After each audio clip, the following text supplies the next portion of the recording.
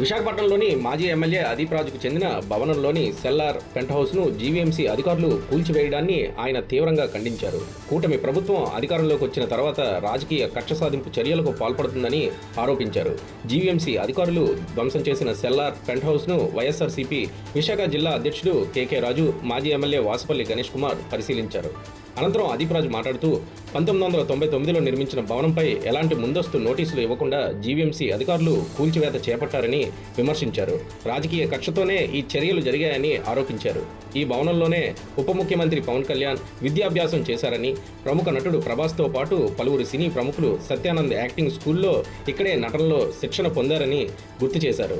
ప్రజాస్వామ్యంలో ఇలాంటి కక్ష సాధింపు చర్యలు ఆందోళనకరమని అదీప్ రాజు పేర్కొన్నారు. మాలాంటి రాజకీయ నాయకులకే ఇలాంటి పరిస్థితి ఎదురైతే సామాన్య ప్రజల పరిస్థితి ఎలా ఉంటుందో ప్రజలు ఆలోచించాలని ఆయన అన్నారు.